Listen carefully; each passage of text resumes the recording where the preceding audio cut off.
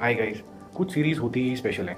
If you are proud to be an Indian then you should not miss special ops series on Hotstar.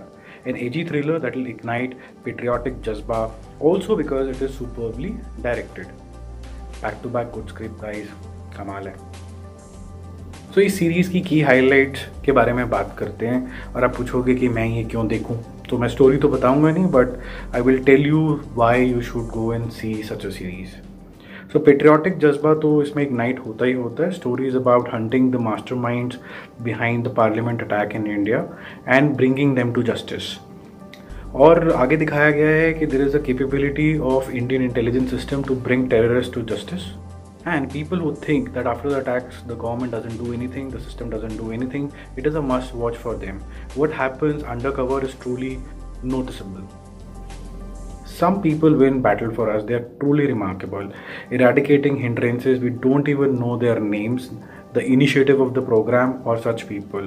ये fiction नहीं है, ये reality है, बस हमें पता नहीं होता है.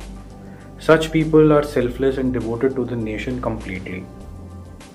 The presentation of this particular series and the quirk of KK Menon as Himmat Singh is intriguing, and one is glued to the screen with a very tight screenplay.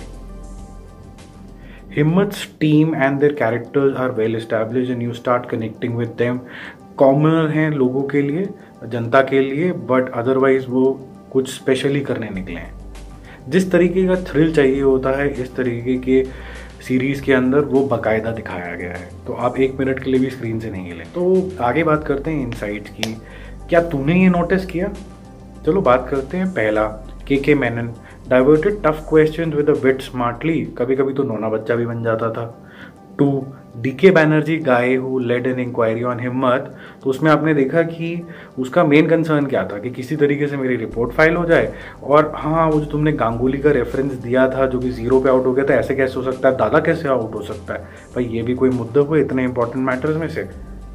तीसरा, परमीत सिंह का जो कैरेक्टर दिखाया गया वो कि बहुत ही क्वाइट है, बहुत ही पॉलिटिकली इंक्लाइंड है. चौथा, Abbas Sheikh played by Vinay Pathak, a loyalist और अ ट्रेटर. जान के कंफ्यूजन क्रिएट करी गई है, but a true Muslim, a true Indian and a true loyalist to Himmat Singh. Fifth, तरन टाकर as Farooq Ali has a very meaty role this time, unlike any daily soap, and his notice he's also looked good. Sixth, teamwork. Every member in Himmat's team has a role to play and a very unique one. 7, politicians will remain politicians largely and drive their personal agendas.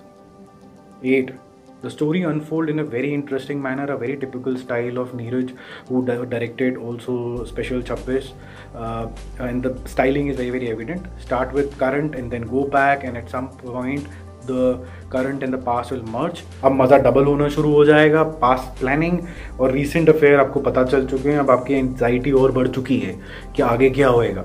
सो अब कैसे conclude होंगी चीज़ें creates lot of eagerness with the viewers. 9, as a story for some can be really heavy, Himmat Singh's family is used as a breather, and rightly so.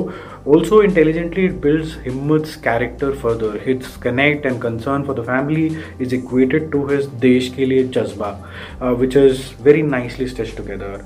10, villain is quite unbeatable guys. So लगा रहता है कि ये कैसे कर पाएंगे, और and में सस्पेंस तो बहुत ही कमाल का है. तो क्या हिम्मत और उसकी ब्रिलियंट टीम जस्टिस ला पाएगी, या उनके एफर्ट्स हम अप्रिशिएट ही बस कर पाएंगे और आगे हमें कुछ सक्सेस नहीं मिलेगी, या वो शहीद हो जाएंगे, या सिस्टम में ऐसी कोई हिंड्रेंसेज आ जाएंगी कि उनको काम ही रोकना पड़ेगा. तो आप ये सीरीज़ देखिए, आपको बहुत ही मज़ा आने वाला है. Do comment on this video, show your reaction on special ops. चर्चा तो आगे ऐसे ही बढ़ेगी. दोस्तों, हम कल ऐसे सीरीज़ के बारे में बात करने वाले हैं जो I think GOT games of throne को ईजीली बीट करेगी हैंड्स डाउन, वाइकिंग्स. तो आप मेरे साथ बने रहें, आप देखिए कि वाइकिंग्स इतनी स्पेशल क्यों है.